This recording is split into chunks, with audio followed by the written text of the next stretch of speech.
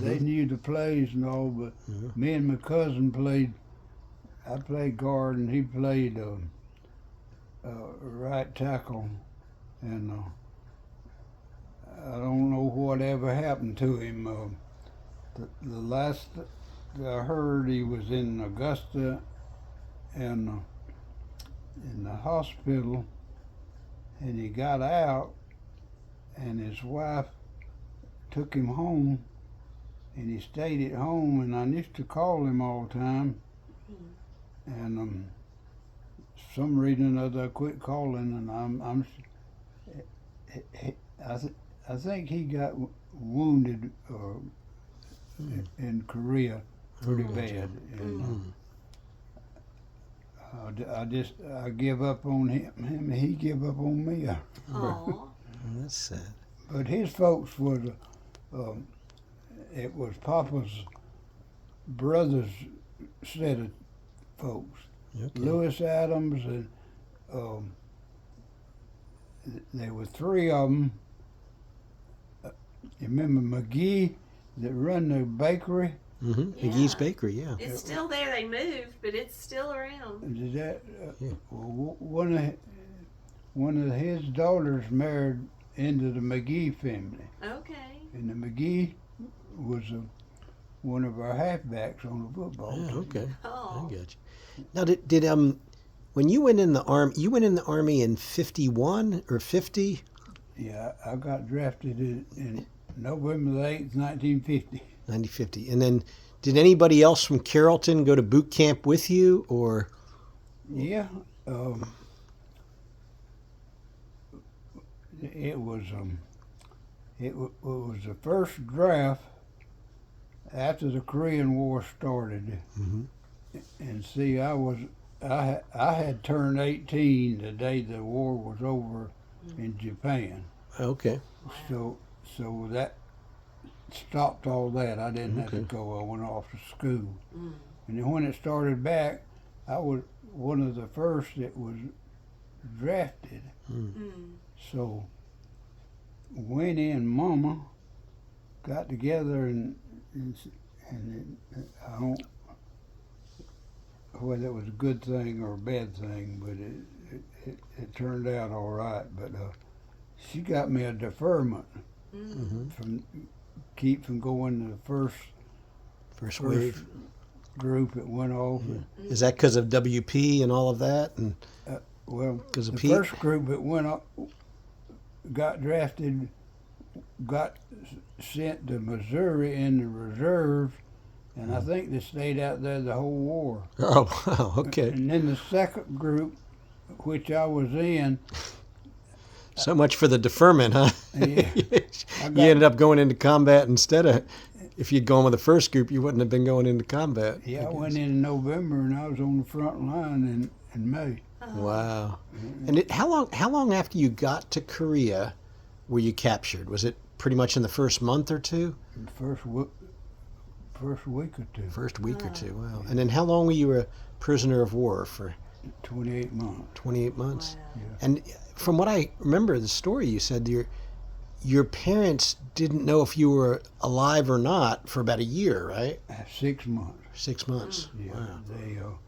we got captured in May, and then they listed missing in action till Christmas. That's when they got the notification that I was okay, and I got letters from home that same week. I got you. And that was a great. Yeah. That's the first time I'd heard from home since May till Christmas. And they hadn't heard whether you were alive or dead They didn't know. until December of 51 then? Yeah. December 51. And then you said you were a POW till the end of the war? Yeah. Is that right? Till 53, I think it was? Yeah.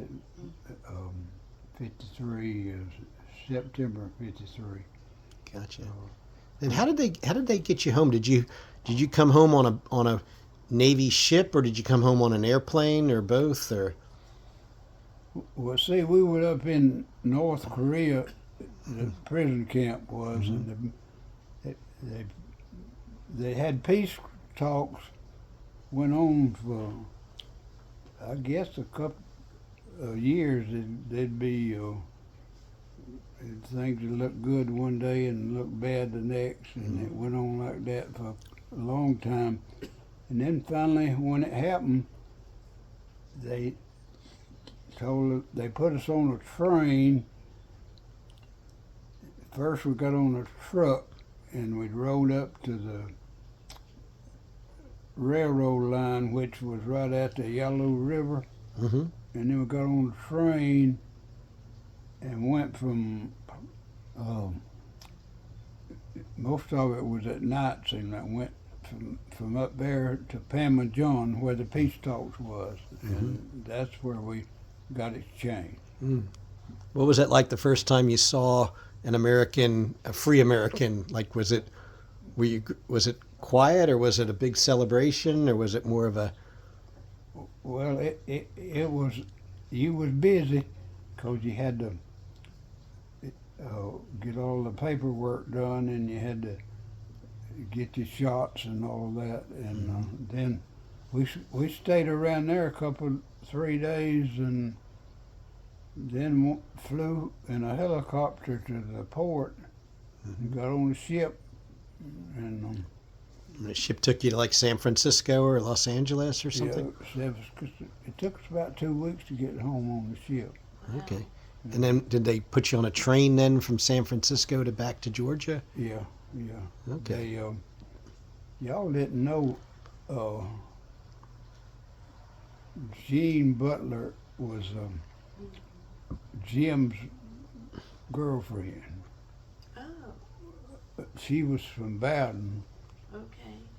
but anyway, they had broke up a long time before that. But she had married a airline pilot, and they lived in San Francisco. Oh, Okay. wow. So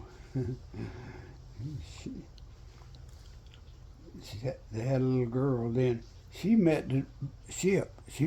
Oh, wow. Oh, So you got to see somebody from home. Yeah. Really? That's In neat. the meantime, we missed the plane. Oh, no. okay. but it was good. Wasn't nothing to do, but we'd go home with her. Yeah. And spent the night. There were 4 or 5 of us, Wow. Gotcha. That's so cool.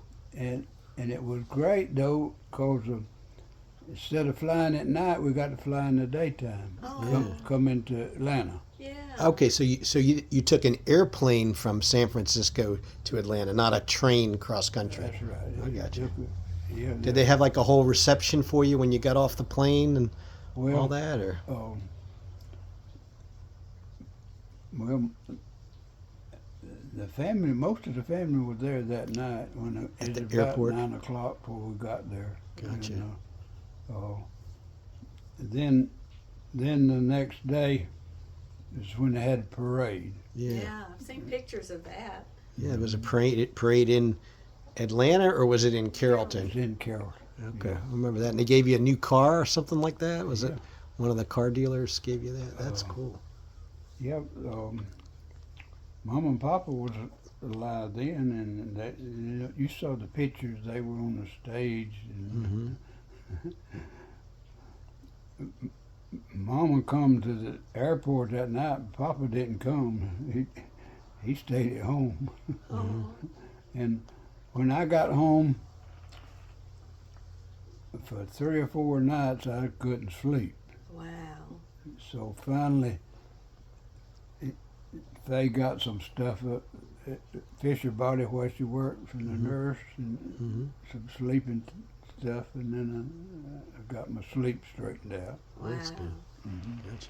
But, Well, did you, like when you were a prisoner of war, did you have a sense like this is going to be over quick, or did you have a sense it could be a decade or two, or what was it like when you were a prisoner of war, thinking about the future and all? well, we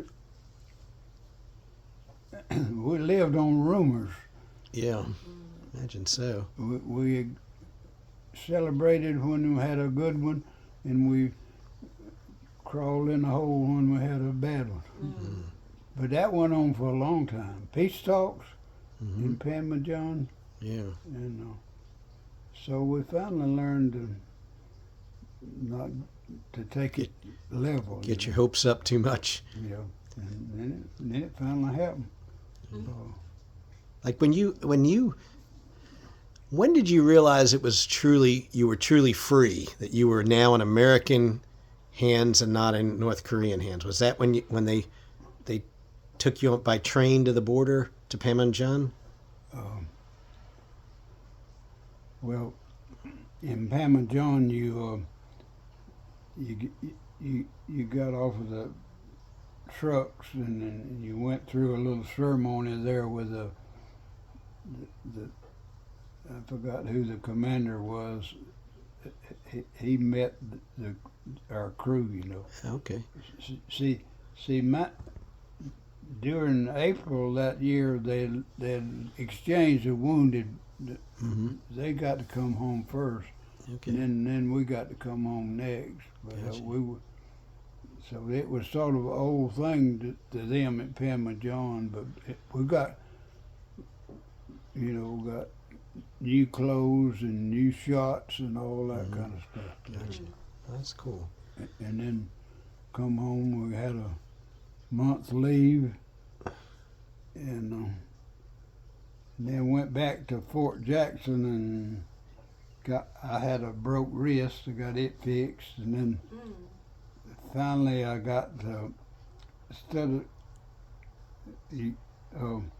got them to transfer me to Fort Benning, which was a lot closer. Yeah. And I come Gotcha. home every weekend. Well, that's cool. How long did you have to stay in after that? Well, I didn't really have to stay. I could have got out then, but they wasn't sure this was going to work, so I stayed in some extra time to be sure it was fixed, Get your wrist Okay. fixed. and it gave me some time to get adjusted.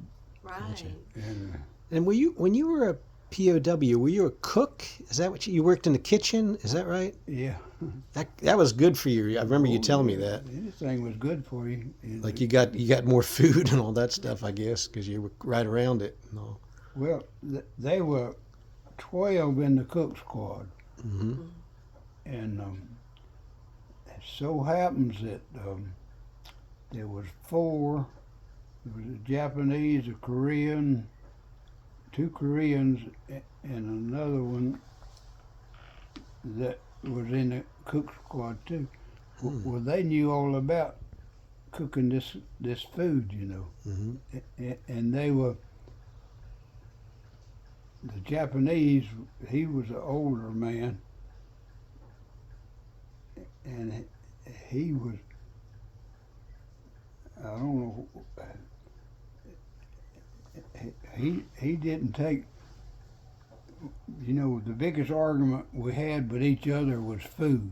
Mm-hmm. I mean, we fussed about food all the time, Yeah. Imagine so. but he sort of, he stopped that. Mm-hmm. And then this guy, I forgot which, one of the other 4, he was a muscle man, Oh, okay. and whatever the cook squad leader said, it didn't anybody much bother him, Yeah, I got you. So we got along good after then. I got you. Yeah. So what kind of food I mean, I imagine you didn't eat hamburgers and hot dogs and French fries, right? Was it more Asian food and like rice and things like that? Well, see, the only reason I was a cook was that I could build a good fire and I Okay. could cut wood.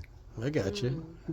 So what I cooked was rice. Gotcha. Okay. Okay. It was in the building I lived in, and the kitchen was, in the one end of the building. So all I had to do was get up and now rice was you was eating hound hog when you had rice. You Yeah. didn't have rice all the time.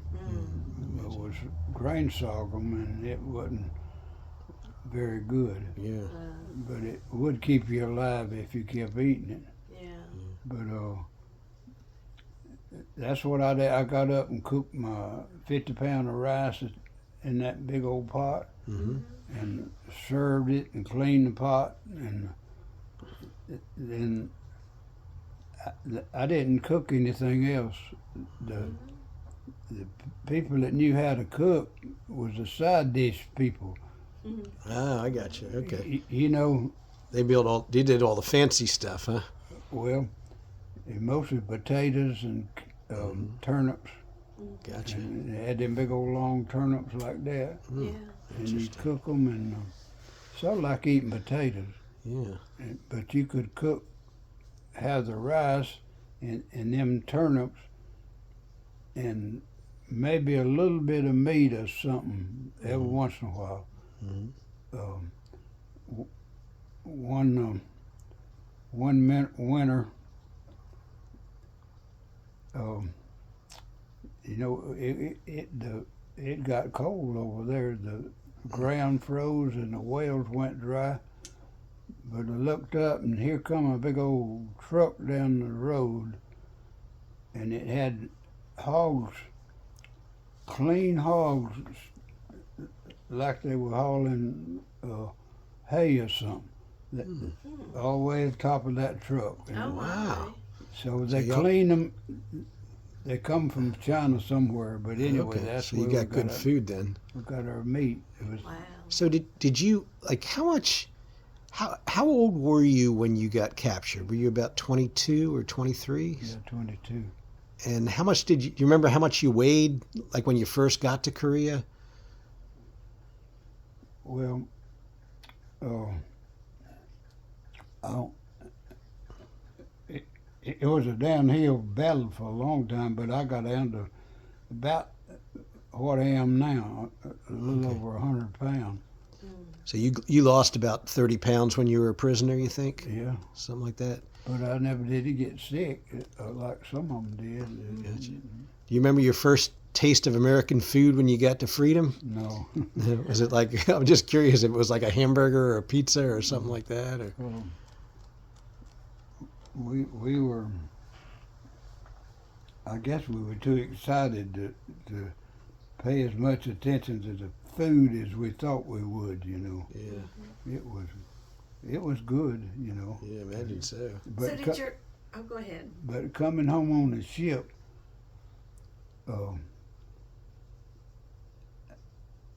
I couldn't. I stayed seasick. Oh, Oh yeah, that's right. yikes. So that messed up my eating until I finally got home, Oh, okay. and Do you remember the name of the ship you rode home on? You was it like an amphibious ship or a big cargo ship or it was a troop ship. a troop ship? Okay, Hmm. gotcha. But you hit some storms on the way too, or just No. regular seasickness from? It didn't matter. The ocean was calm as it could be, and I would still get sick. Eric's kind of like that too. He... Yeah, I went to I went to the U.S. Naval Academy, and when you graduate, you can go Navy pilot, you can go Navy submarines, you can go Navy surface ships, or you can go Marine Corps. And I went Marine Corps for one reason. I didn't have to be at sea because I kept getting seasick. I had the same thing. Even in calm seas, I was getting seasick. So maybe we got something in common there. Yeah. It's an inner ear thing. Yeah. Wow. So did you gain? So you didn't really gain the weight back until you had been home a few months, then, right? Well, during that cooking experience, I was also the woodcutter too. Okay. I got in pretty good shape. Oh. Oh, I got you. Okay. Because you had to. We had cross-cut saws, Oh wow, yeah. Imagine so. and you split the wood with an axe. Uh-huh. And how did you get selected for that duty, like for cook duty? Is that because they knew? Were you at the University of Georgia? Had you already graduated from Georgia when you got drafted, or was that before Georgia? That was after Georgia. Okay, and you majored in agriculture at Georgia? Yeah. And is that how they knew to put you in the food area? No, I was healthy. You were healthy. Okay, I got you. That was the only reason. Okay, Wow. Couldn't do nothing but boil water, but I was healthy. that's Wow. good. And That's cool. a lot of them were not healthy. So they wouldn't put them in cook duty because they could get everybody sick, I guess, right? You know, and they wasn't able either, you know. Yeah. The thing about it, one good thing was they took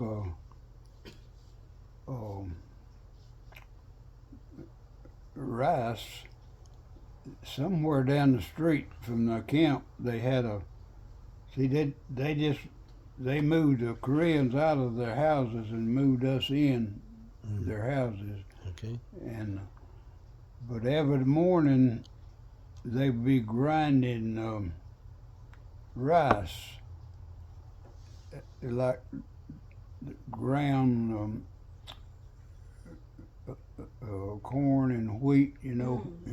But you'd have to send a detail down to where they were grinding, and they used water in the process, and that looked just like milk. It was the color of milk and everything.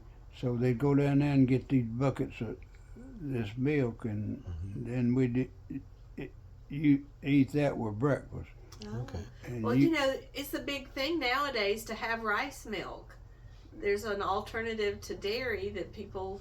So I guess y'all were just on the early days of rice milk. yeah, you could take it and heat it up, and and people that they give us tea, but they didn't give us coffee. Yeah. But you could take that rice milk and them big pots. When you cook the rice, there'd be about 1/4 of an inch of what you call it, the crust, Oh. and that was prized stuff. That I crust bet. was. Yeah. You could take the crust, and they give you a little sugar once a month or something. Yeah. But you could take that sugar and put it in the rice milk, and that crunchy crust. Yeah, that can be good. And that Imagine was so. good eating. Wow. So you were, where were you in Korea? Were you, because in the beginning of Korea, the Americans went all the way up to the Yalu River, and then the Chinese especially, and the North Koreans, but the Chinese especially surprised the Americans and kind of came out of the hills and stuff. So were you up near the Yalu River when you were captured, or were you captured further south? It was further south, but it wasn't on that main push that pushed us back, but it was another push that come later Oh, I got you. and called them off. And then you ended up being sent up near the Yalu River to your prison camp, right? Yeah. Do you remember the name of the city that it was closest to, or the town? Well, all them holes got mixed up. Yeah, the imagine Chang so. hole and low hole and all that. Yeah. I could remember it if I thought about it a little bit,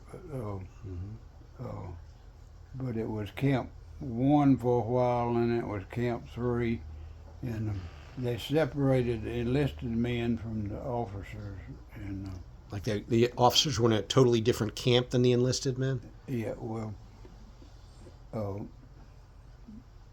it was in the same little town, you know. Gotcha. Okay. I'm gonna run use the bathroom real quick. Will you Okay. hold my phone? Sure. Take a left when you go. Okay. Okay. Did the I'm sorry to be. I was a history major in college, so I'm fascinated by history stories, which this is one right here. But did the Doran, that you were a prisoner of war for about 2 years, is that right, or 3 years, or 28 months, 28 months? 2 years and 4 months. Do you remember the worst day of that 28 months? Like, was there a day where you just kind of were losing hope that you'd ever come home? Or did you always have that hope that that this would end and you'd be coming back home again? Well,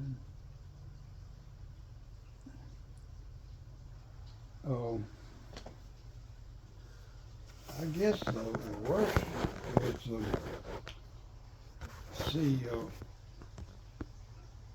I got behind retreating the day before I got captured. So sometime in the afternoon, I run up with they hired these Koreans to help carry the wounded. Mm-hmm. I run up with some of them and some wounded soldiers, and so and was encouraging. We knew that we was coming to the top of a ridge. We were spending out there. Mm-hmm. Because most of us would give out. Yeah. And so we got up there to the top of that ridge, and everybody was give out, and there was some kind of mine there. Mm. It wasn't, it might have been 10 foot high and like this. Okay. So they put us in that mine that night, and there were women and children in there too. And the oxygen got short, Oh, wow. and it was dry. It wasn't wet in there, but I can remember not being able to sleep, and finally you get down to where the ceiling met where you could get some oxygen in the air, and so the next day, I remember I was sore all in here for breathing so hard. Mm-hmm. And so we went outside, and was doing what you're supposed to do and all that, and all of a sudden these helicopters come to pick up these wounded. They had these air shields over them, Mm-hmm. so the Chinese were already there. They wouldn't let them land. Mm. So them guys we tried to save, they just perished. Mm. And so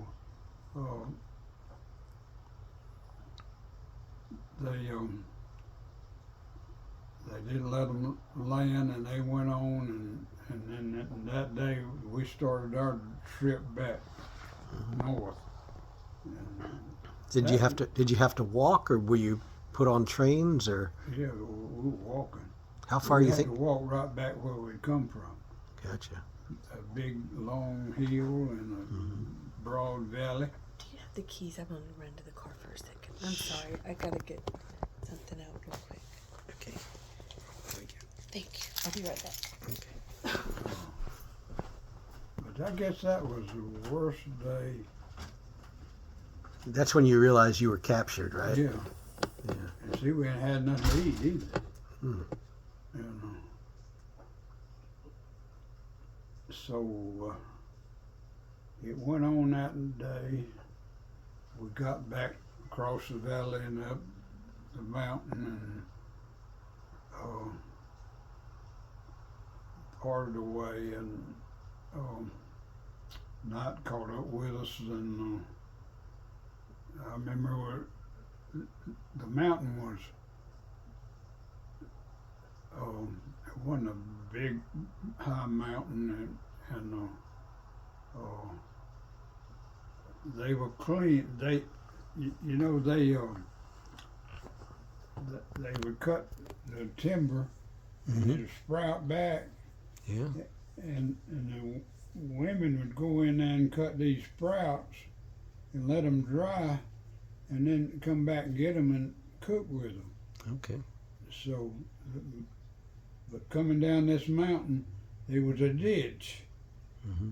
and So that's where it spent the first night, was in that ditch. And you know, you could lay down, you had something, you could rest your head on the bank.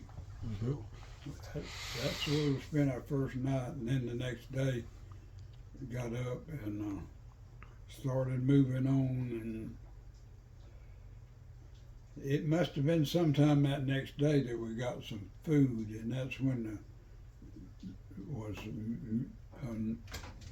sorghum, grain sorghum, which was not very nutritious. Yeah. And some of them wouldn't eat it, but I thought they'd eat mine. And the thing about it, I lost my canteens, and me and this other guy, he lost his, and we eat out of the same little sea ration can. Gotcha. Okay.